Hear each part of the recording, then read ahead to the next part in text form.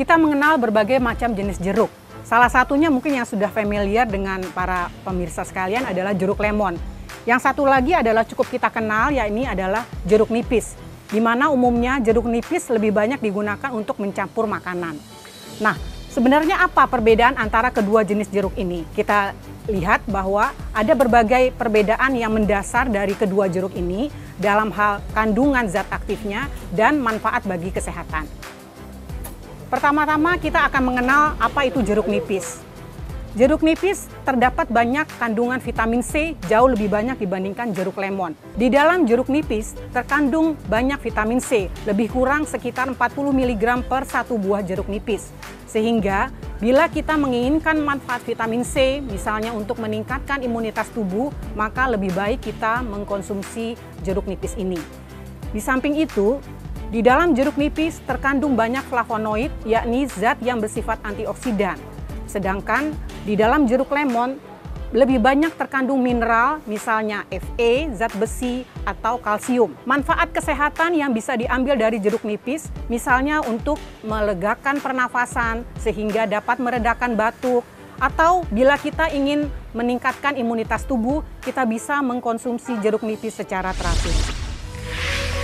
Di segmen Hidup Sehat Plus kali ini, Dr. Wawai Muli Arozal akan menjawab mitos yang beredar di masyarakat. Apa saja ya? Yuk kita simak. Fakta mitos yang pertama, mengonsumsi air jeruk nipis dapat membantu menurunkan berat badan. Tapi itu fakta atau mitos? Yang ini adalah mitos. Memang banyak sekali opini yang beredar di masyarakat bahwa meminum perasan jeruk nipis dapat membantu menurunkan berat badan. Kita tahu bahwa berbagai faktor dapat menyebabkan meningkat atau menurunnya berat badan.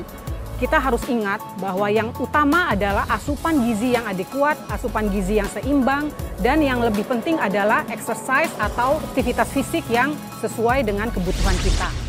Fakta mitos kedua, batuk merupakan respon tubuh untuk mengeluarkan zat atau benda asing pada saluran pernafasan. Mitosnya, jeruk nipis dapat dikonsumsi untuk meredakan batuk. Benarkah? Itu fakta atau mitos? Yang ini adalah fakta.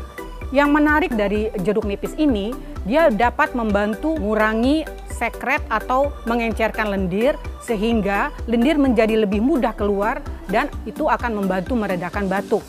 Hal lain yang bermanfaat dari jeruk nipis ini, di mana peradangan yang biasanya diikuti dengan batuk, terjadi biasanya di daerah tenggorokan, dapat diredakan dengan meminum secara teratur perasan jeruk nipis ini. Fakta mitos ketiga, mitosnya mengonsumsi jeruk nipis secara berlebihan justru dapat menyebabkan gangguan kesehatan. Salah satunya adalah migrain. Benarkah? Yuk tanya lagi sama Dokter Wawa, itu fakta atau mitos? Ini adalah fakta. Konsumsi jeruk nipis yang berlebihan dapat memicu atau mencetuskan serangan migrain atau sakit kepala sebelah. Beberapa pasien yang menderita migrain, dia akan terpicu serangannya bila mencium suatu bau yang khas yang terdapat di dalam jeruk nipis. Di samping itu, jeruk nipis juga mengandung zat yang namanya tiramin, suatu asam amino yang juga dapat mencetuskan serangan migrain.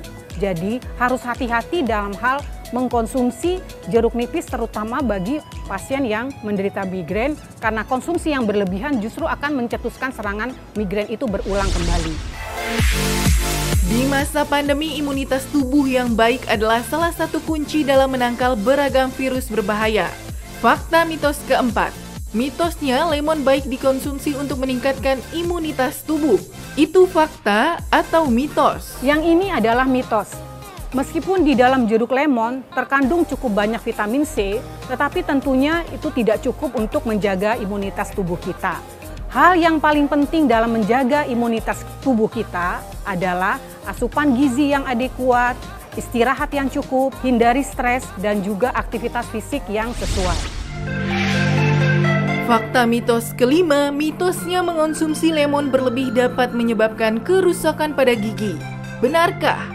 Yuk tanya lagi sama Dokter Wawai Muli, itu fakta atau mitos? Ini juga suatu fakta. Kita tahu bahwa jeruk nipis bersifat asam dan ini bersifat erosif. Ini dapat mengganggu lapisan email di daerah gigi. Sehingga pada saat kita mengkonsumsi jeruk nipis, pastikan setelahnya kita bisa bilasnya dengan air putih sehingga tidak terlalu lama kontak antara jeruk nipis dengan gigi kita.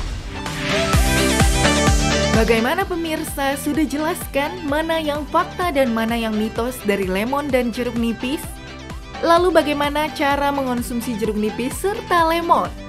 Walaupun manfaatnya untuk menjaga kesehatan tidak diragukan lagi, namun tidak semua orang bisa mengonsumsinya, terutama orang dengan gangguan kesehatan tertentu. Lantas, siapa saja yang tidak dianjurkan mengonsumsinya? Simak tips berikut ini. Meskipun kandungan vitamin C yang terdapat di dalam jeruk lemon lebih sedikit, tetapi dia memiliki kandungan mineral yang lebih besar. Misalnya adalah zat besi. Zat besi diperlukan dalam keadaan kita menderita anemia, karena besi merupakan salah satu komponen mineral yang penting dalam mentransport oksigen melalui darah. Pada penderita dengan anemia, disarankan lebih banyak menggunakan jeruk lemon. Dalam hal misalnya dicampurkan dalam selada atau dicampurkan di dalam bahan makanan yang lain. Di samping itu, jeruk lemon juga mengandung banyak kalsium. Artinya pada penderita dengan gangguan tekanan darah tinggi, baik sekali mengkonsumsi jeruk lemon karena dia mengandung banyak kalsium yang dapat membantu meningkatkan diuresis dalam tubuh kita sehingga membantu menurunkan tekanan darah. Cara paling mudah dalam mengkonsumsi jeruk lemon adalah kita bisa mengiris lemon tersebut, kira-kira seperti ini. Kemudian memeras irisan jeruk lemon tersebut, dicampur dengan air sampai habis, kira-kira lebih kurang setengah atau 1 buah jeruk lemon.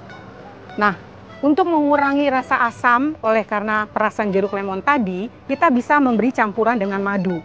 Kita tahu madu memiliki banyak manfaat kesehatan. Jadi untuk memberi efek manis pada perasan jeruk lemon ini, kita dapat memberikan campuran madu.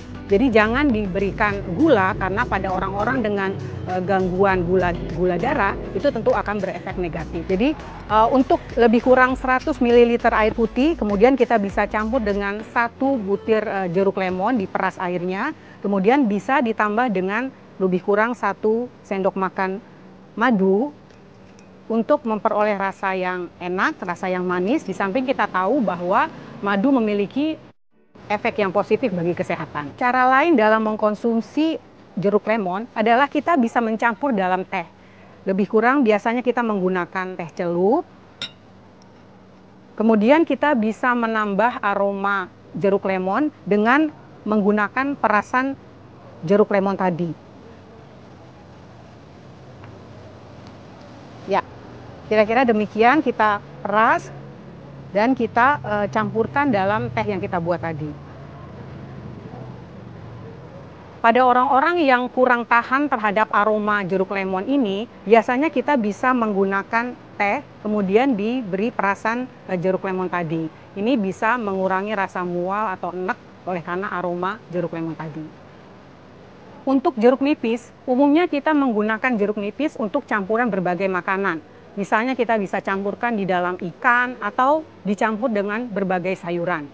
Untuk tujuan pengobatan, secara sederhana kita bisa menggunakan jeruk nipis ini hanya perasannya saja. Jadi kita bisa mengiris jeruk nipis tersebut, kemudian kita ambil sendok, lalu kita menggunakan perasan jeruk nipis seperti ini secara sederhana. Tentunya kita buang bijinya dan langsung kita minum. Dengan tujuan biasanya untuk meredakan gejala batuk.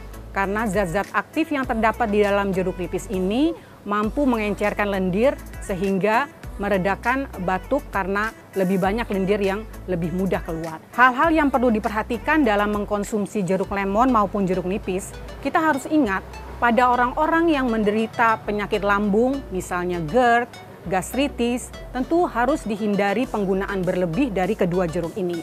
Mengapa demikian?